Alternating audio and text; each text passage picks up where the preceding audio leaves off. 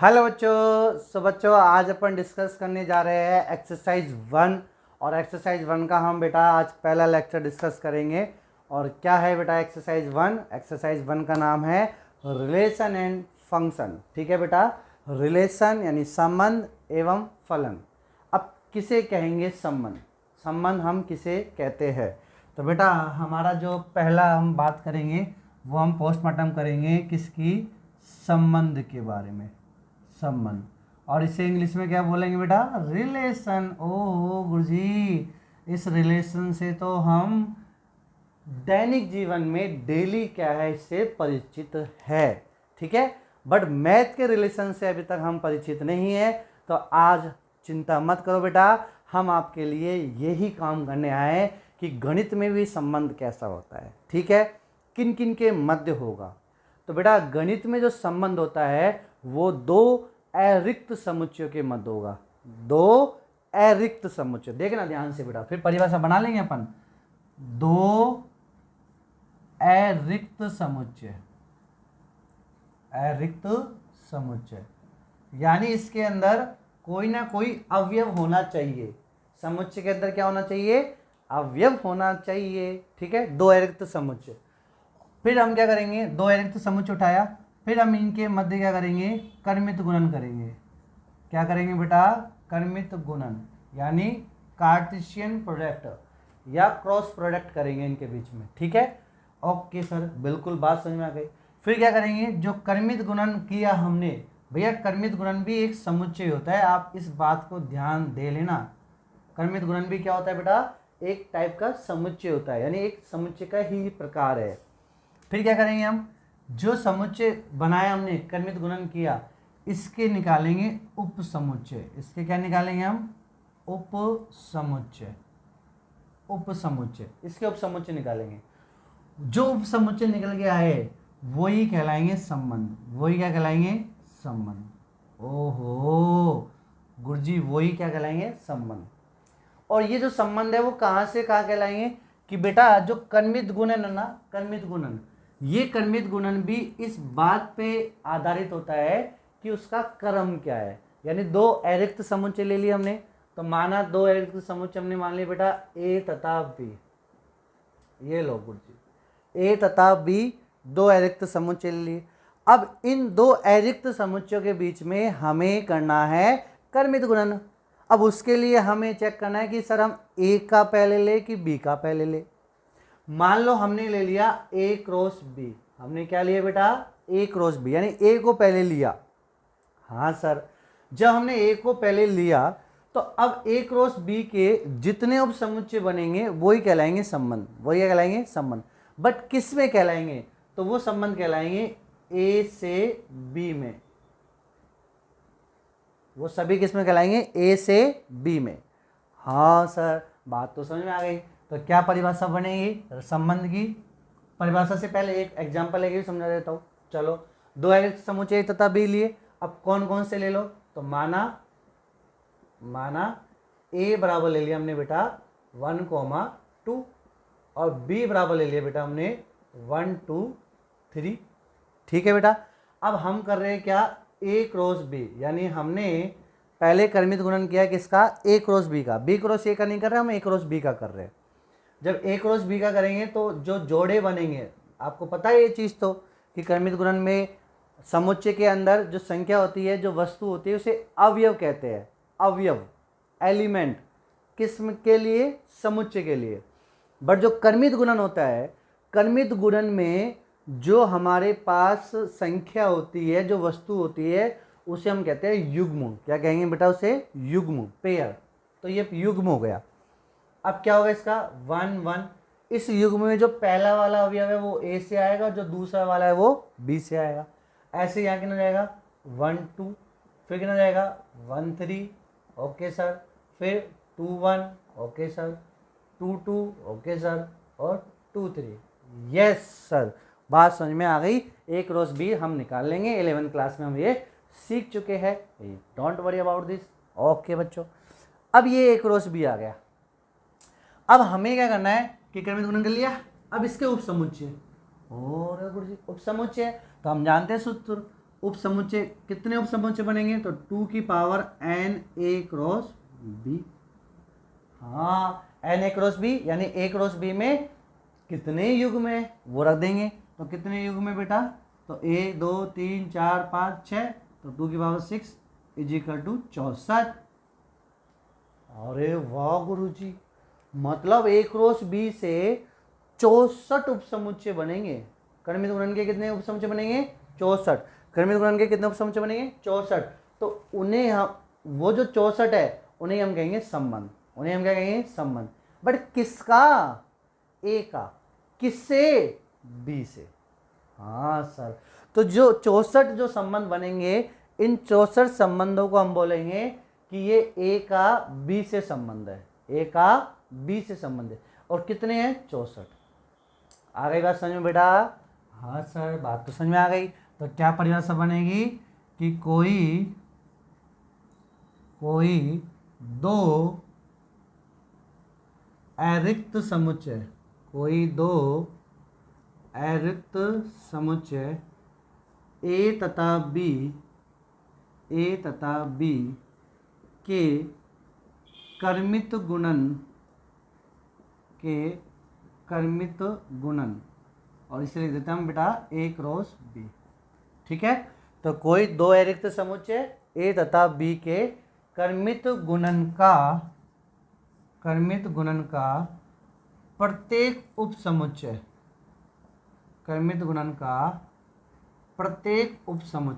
तो बेटा कर्मित गुणन है, ये हमारे पास एग्जाम्पल है। कर्मित गुणन कर लिया हमने। इस कर्मित गुणन का प्रत्येक उपसमुच्चय, तो कितना उपसमुच्चय? 64।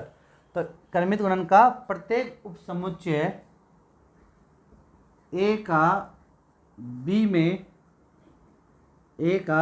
में संबंध कहलाता है।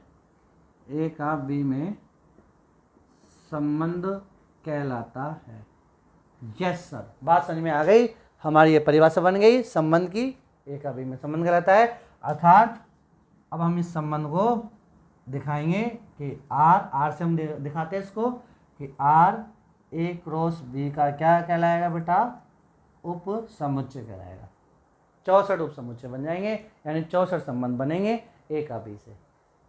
बात तो समझ में आ गई सर? बिल्कुल, कोई दिक्कत नहीं। अब हम बात करेंगे क्या, जो हमारे पास संबंध है, संबंध के प्रांत, कॉमा, सहप्रांत तथा परिसर। अब हम बात करेंगे इसकी। यस सर, कि संबंध के प्रांत क्या होता है, संबंध का परिसर क्या होता है, संबंध का सहप्रांत क्या होता है। बेटा प्रांत को हम इंग्लिश में बोलते हैं डोमेन। डोमिनो पिज्जा, ओहो पिज्जा, ओहो, नहीं डोमेन। ठीक है सर, डोमेन मतलब वो www.google.com, तो ये जो डोमेन होता है, हाँ वो डोमेन, वो जब हम वेबसाइट बनाते हैं वो, हम बात कर रहे हैं प्रांत की। यहाँ हम समुच्चय बना रहे हैं। ठीक है बच्चों, सह प्रांत को हम क्या बोलेंगे? कोडोमेन। क्या बोलेंगे बेटा? कोडोमेन। ठीक है, कोडोमेन। और परिसर को हम इंग्लिश में क्या बोलते हैं? रेंज। रेंज, कितनी रेंज है? ठीक है, तो संबंध के प्रांत। अब देखो, संबंध के प्रांत, सह प्रांत और परिसर को कहने के लिए हमें संबंध तो दिया गया होना चाहिए। हाँ, मुझे दे रखा है ना इसमें? नहीं, इसमें हमें संबंध नहीं दिया है। इसमें हमें ये बतलाया है कि संबंध 64 बन सकते हैं ए से बी में। हाँ, समुच्चय ए से समुच्चय बी में कितने संबंध बन सकते हैं? 64। अरे एक दे के तो बताओ, 64 में से एक कोई दे तो सही, तो दे देते। ठीक है, वो दे लेते फिर बता देते प्रांत परिसर क्या होता है।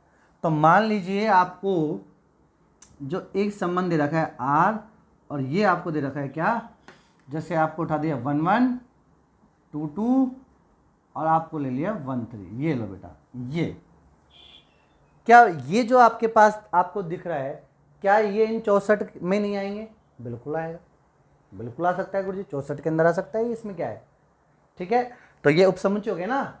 हाँ गुरुजी, अब इस संबंध का हमें बताना है प्रांत, सहप्रांत और परिसर।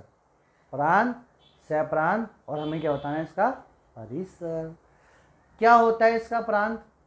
तो देखो बेटा प्रांत क्या होगा, प्रांत होगा कि ये जो संबंध है, इस संबंध में जितने भी युग्म हैं, इस संबंध में जितने भी युग्म हैं, इस संबंध में जितने भी युग्म हैं, उनका पहले वाले अवयव, उनका पहले वाले अवयव से निर्मित समुच्चय, उनके पहले वाले अवयवों से निर्मित समुच्चय क्या कहलाएगा बेटा? इस संबंध का प्रांत कहलाएगा। तो बोलो बेटा इस युग्म में क्या क्या है? तो इस युग्म के अंदर पहले अवयव 1, फिर 2 और फिर 1। तो आपको मालूम है हम रिपीट करेंगे नहीं, तो 1 2 1। तो जब हम रोस्टर रूप में समुच्चय को लिखते हैं तो उसमें संख्या अवयवों की पुनरावृत्ति नहीं होती है। तो हम क्या लिखेंगे कि जो R है, R का प्रांत, R का प्रांत कितना है बेटा? तो 1 और 2, और इससे बना देंगे समुच्चय, क्योंकि प्रांत भी एक प्रकार का समुच्चय होता है, तो मैंने बना दिया समुच्चय। ये लो 1 2, ये हो गया इसका प्रांत। फिर हमें बात करें इसके परिसर की, तो R का परिसर। और गुरुजी R का परिसर, परिसर मतलब रेंज। अब रेंज क्या होगी? रेंज होगी कि जो हमारे पास अवयव है, मतलब जो युग्म है, उन युग्मों का जो दूसरा अवयव है, उन युग्मों का जो दूसरा अवयव है, उन दूसरे अवयवों के समुच्चय को हम क्या बोलेंगे? परिसर बोलेंगे। तो बोलो बेटा क्या है? 1 2 3। तो 1 2 3 ये हो गया हमारे पास परिसर। ये क्या हो गया? परिसर। बच्चों एक कॉल आ रहा है, भी रुको। सो बच्चों अब हमने फ़ोन कर लिया है। अब देखो बेटा आर का परिसर समझ में आ गया। अब हम बात करेंगे आर का सहप्रांत, कि आर का यानी संबंध का सहप्रांत क्या होता है। तो देखो बेटा जो हमें ये जो संबंध दिया गया है, ये संबंध कौन सी विधि में है, या संबंध को दिखाने की कितनी विधि है, या संबंध को निरूपण करने की विधि है, वो मैं अभी आपको अगले स्लाइड में बताऊंगा। आप केवल ये देखना कि हमें यहाँ जो संबंध दिया गया है, ये संबंध किस समुच्चय से और किस समुच्चय में संबंधित है, ये भी आपको एग्जामिनर देगा। तो बेटा कहाँ से कहाँ, ये जो संबंध है, ये वाला संबंध समुच्चय ए से और समुच्चय बी में संबंधित है है ना प्यारे बच्चों? हाँ गुरुजी है ना। तब तो जो सह प्रांत है बेटा, इस सह प्रांत के लिए हमें ये जानना जरूरी है कि आपके पास पीछे कौन सा समुच्चय आ रहा है। अच्छा सर, तो पीछे यहाँ पे बी आ रहा है, तो इसका मतलब इस वाले संबंध का सह प्रांत बी है। अच्छा सर, अच्छा, इसका मतलब आप ये कह रहे हो कि जो हमारे पास ए क्रॉस बी से 64 संबंध बनेंगे, तो इन सभी 64 संबंधों का सह प्रांत बी होगा। बिल्कुल सर, बिल्कुल बच्चों आप सही सोच रहे हो। यदि आप ये सोच रहे हो तो बिल्कुल सही सोच रहे हो कि जो 64 हमारे पास संबंध होंगे, जो किससे बन रहे हैं? ए से बी में बन रहे हैं, ठीक है, ए से बी में। तो इन सभी 64 संबंधों का सह प्रांत बी ही होगा।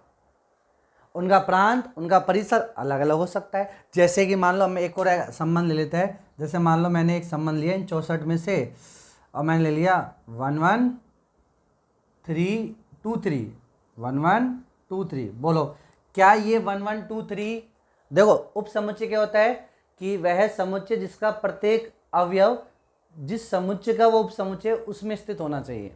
गुरुजी क्या बोल दिया स्पीड से, पता ही नहीं चला, टर टर टर टर टर हो गया। देखो क्या कह रहा हूँ मैं कि हमें उप समुच्चय किसे कहते हैं? उप समुच्चय कि देखो इसमें युग्म कौन कौन से 1 1 और 2 3।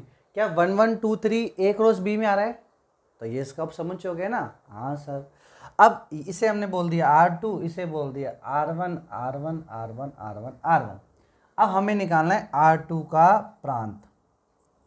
तो R2 का प्रांत बोलो बेटा क्या हो जाएगा कि जो युग्म है, यानी इस संबंध में स्थित जो युग्म है, उनका आगे वाले अवयव, आगे वाले अवयव, तो 1 2, तो 1 2 ये इसका प्रांत होगा। फिर हमें इसकी बात करना है परिसर की, R2 का परिसर। तो बेटा ये जो युग्म है, इस युग्म का जो दूसरा वाला अवयव है उनसे निर्मित समुच्चय इसका क्या कहलाएगा? परिसर कहलाएगा। तो परिसर बोलो तो क्या जाएगा? 1,3। देखो 1 और 3। और गुरु जी सह प्रांत, तो R2 का सह प्रांत वही होगा, क्या होगा? B होगा। अरे क्या होगा बेटा? B। ठीक है बच्चों, दिख तो रहा है ना नीचे तक? हाँ गुरु जी बिल्कुल सही। तो ये हो गया बेटा हमारे पास संबंध का प्रांत, सह प्रांत तथा परिसर। बात समझ में आ गई बेटा? क्लियर। अब हम बात करेंगे, अब इस टॉपिक को हम वापस से रिपीट कर लेंगे, कोई दिक्कत नहीं है। बट अब जो सेकंड टॉपिक है वो हम बात करेंगे क्या, कि संबंधों का निरूपण या संबंधों के निरूपण की विधियां, कि हम संबंध को कैसे कैसे प्रदर्शित कर सकते हैं। तो आइए बेटा, वीडियो को पॉज करके बेटा इसको लिख लेना आप, ठीक है? हाँ जी सर, आप चिंता ना करो। चलिए बेटा, अब हम बात करेंगे क्या, टॉपिक जो है वो लेंगे संबंध के निरूपण की विधियां। संबंध के निरूपण की विधियां। ओके, ये लो विधियां। ओहो, ठीक है। 4 विधियां होती है। कितनी विधियां होती है? 4। जिसमें से हम जो पहली विधि लेंगे बेटा, वो हम लेंगे आलेख विधि। आलेख विधि। तो आलेख विधि से हम संबंध को निरूपित कर सकते हैं, आलेख विधि से। अब कैसे? तो देखो बेटा, जैसे मान लो हमारे पास जो उदाहरण था कि एक संबंध जो है वो ए से बी में संबंधित है। ए समुच्चय ए से समुच्चय बी में संबंधित है। देखो 2 अरिक्त समुच्चय होने चाहिए। अरिक्त में जरूरी नहीं कि यहाँ पे ए और यहाँ बी आए भैया, यहाँ बी बी भी हो सकता है, दोनों जगह ए भी हो सकता है, एन एन भी हो सकता है, एन जेड भी हो सकता है। ठीक है बेटा? हाँ जी सर, बात तो समझ में आ गई। यहाँ पे बी की जगह ए भी हो सकता है, कि यानी ऐसा भी संबंध हो सकता है जो ए का ए से संबंधित हो, ए का ए से, स्वयं का स्वयं से। ठीक है, बट होना अरिक्त चाहिए, 2 अरिक्त समुच्चय होने चाहिए। तो ए हमने 2 अरिक्त समुच्चय ले लिए। अब आ रही विधि। अब देखो ए में हमने क्या दिखाया था? 1,2, और बी में हमने क्या दिखाया था? 1,2,3। तो आरेख विधि में बेटा हम ऐसे आरेख बना लेंगे, ये ठीक। यहाँ दिखाएंगे समुच्चय को, यहाँ दिखाएंगे समुच्चय बी को, और जो संबंध है वो ए से बी में है। संबंध किसमें है बेटा? ए से बी में है। ठीक है बच्चों? अब जो ए से बी में है, तो ए में क्या क्या है? 1 2, और बी में क्या है? 1 2 3। अब यहाँ मान लो हमने ऐसे एरो दिखा दिया, टचक टचक, ये लो, बस केवल ये दिखाया हमने। तो इसका मतलब अब ये जो संबंध हम जो बता रहे हैं, ये वाला जो संबंध हम बता रहे हैं, इस संबंध में के जो 1 का 2 से और 1 का 3 से संबंध है, 1 का 2 से 1 का 3 से संबंध है। ये हो गई आरेख विधि। यानी अब जैसे ही आपको किसी भी एग्जामिनर ने आपको ये बना के दिया, ये, और गुरुजी ये बना के दिया, तो अब आप समझ जाओगे कि ये जो संबंध है वो ए से बी में है। ए में अवयव 1 2 है, बी में अवयव 1 2 3 है, और ए का प्रत्येक अवयव में से केवल एक ही अवयव यानी एक, वो 2 से और 3 से संबंधित है। यानी समुच्चय ए का अवयव 1, समुच्चय कैपिटल ए का अवयव 1, समुच्चय बी के अवयव 2 तथा 3 से संबंधित है। हाँ सर, बात तो समझ में आ गई है सर। ठीक है, और इसी चीज को यदि वो हमें रोस्टर रूप में लिखे, किस में लिखे? रोस्टर रूप में, रोस्टर रूप। तो रोस्टर रूप में बेटा हमें वो कैसे लिख के देगा? आर मंजिला ब्रैकेट, और यहाँ लिखेगा बेटा क्या? 1,2 1,3, 1,2 1,3। इसका मतलब अब हम समझ जाएंगे क्या, कि ये वाला जो संबंध हमें दे रखा है क्वेश्चन में, ये संबंध में जो बन रहा है संबंध एक का 2 से और एक का 3 से, यानी जो पेयर है, युग्म है, वो किसका बन रहा है 1 2 1 3 का। और ये कौन सा समुच्चय है, तो ये रोस्टर विधि में जब भी आपको देगा तो वो आपको ये बोल देगा कि ए से बी में संबंधित है, ए ये है, बी ये है। ठीक है प्यारे बच्चों, आरेख विधि में ए बी ये सब बना के दे देगा। आरेख में आपको देखो बना के दे दिया, ए और बी बना के दे दिया तो पता लग जाएगा ना। रोस्टर में आपको ये बना के देगा, साथ में ये भी लिख देगा ए से बी में। तो अब हम समझ जाएंगे कि ए से ए में जो अवयव है 1 और 2 है, और बी में जो अवयव है 1 2 3 है।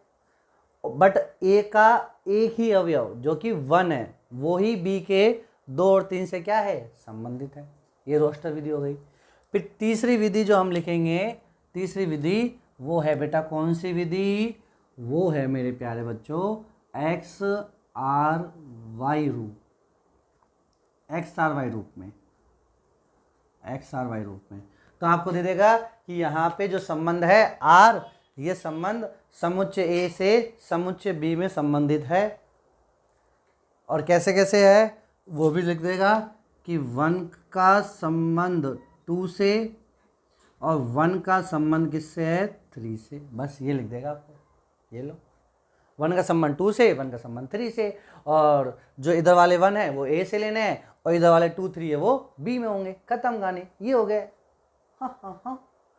फिर तीसरी जो विधि है, चौथी जो विधि है बेटा वो है समुच्चय निर्माण विधि, समुच्चय निर्माण रूप में, समुच्चय निर्माण रूप में। ये वेरी पॉपुलर विधि है और इसी 1.1 में सारे सवाल आपको और लगभग इसी निर्माण में आपको दिए गए हैं, बताए गए हैं। और इसमें क्या बोलेगा, इसमें आपको बोलेगा कि कोई संबंध आर समुच्चय ए में संबंधित है। देखो भाषा कैसे दे रहा है, कोई संबंध आर समुच्चय ए में संबंधित है, इसका मतलब ए का ए से।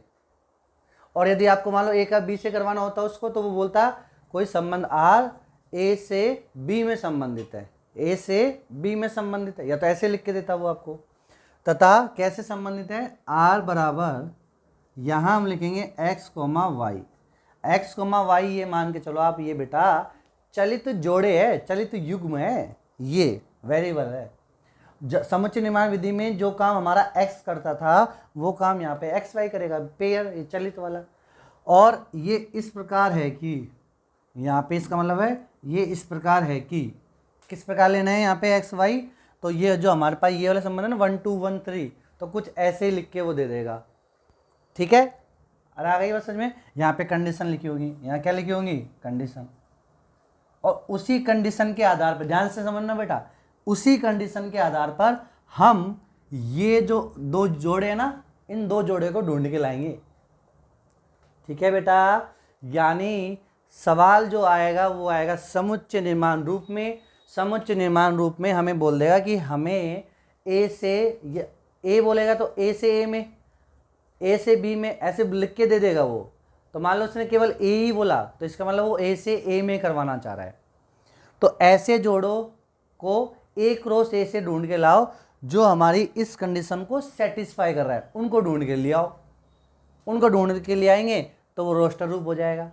रोस्टर रूप हो जाएगा तो हम एक्स आर वाई रूप में कर देंगे, और एक्स आर वाई रूप में हो जाएगा या रोस्टर रूप में हो जाएगा तो आरेख विधि भी कौन सी बड़ी बात है। अरे आया क्या बच्चों समझ में, इसका मतलब हमारे 1.1 में जो भी संबंधों का निरूपण है वो अधिकांशतः आपको समुच्चय निर्माण रूप में दिए गए हैं। ठीक है, और इस समुच्चय निर्माण रूप में हमें यहाँ पे जोड़ों को ढूंढना है अकॉर्डिंग टू गिवन कंडीशन, दी गई स्थिति के आधार पर हमें जोड़ों को ढूंढना है। सर जोड़े ढूंढने में तो हम एक्सपर्ट है, बिल्कुल, तो बस। ठीक है बच्चों, तो ये हो गए हमारे पास संबंध के निरूपण की विधियां। अब हम बात करेंगे संबंधों के प्रकार। अब संबंधों के प्रकार से पहले मैं आपको एक बार जोड़े यानी समुच्चय निर्माण रूप में आपको मैं लिख के दे रहा हूँ, और आप बताना इसमें कौन कौन से जोड़े आएंगे। बिल्कुल सर, हम तैयार हैं। ओके चलो, तो देखो बेटा, हमने लिखा है क्वेश्चन और क्वेश्चन क्या लिखा कि माना कोई संबंध आर समुच्चय ए 1, 2, 3, 4 में परिभाषित है। अब बेटा देखो, आपको केवल ए ही समुच्चय दे रखा है, मतलब एक ही समुच्चय दे रखा है आपको।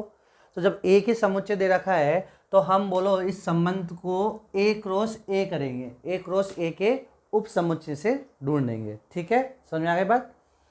तो हमारा कोई संबंध आ समुच्चय ए में परिभाषित है तथा आर बराबर क्या है, X comma Y such that X बराबर वाई प्लस के 2, एक्स बराबर Y plus K 2 comma X comma Y belongs to A, ये हमें दे रखा है। ये लो, यानी हमें ऐसे देखो, पहली चीज तो आप मुझे बताओ इस समुच्चय ए में कितने संबंध बन सकते हैं। पहली चीज तो फॉर जनरल नॉलेज जी के का क्वेश्चन है। तो सर कोई संबंध जो आर है समुच्चय ए में कितने संबंध बनेंगे, तो हम लिखेंगे पहले हम करेंगे ए क्रॉस ए। पहले हम क्या करेंगे बेटा, ए क्रॉस ए, क्योंकि ए अरिक्त समुच्चय है और फिर इसी में हम संबंध स्थापित करना चाह रहे हैं तो ए क्रॉस ए करेंगे।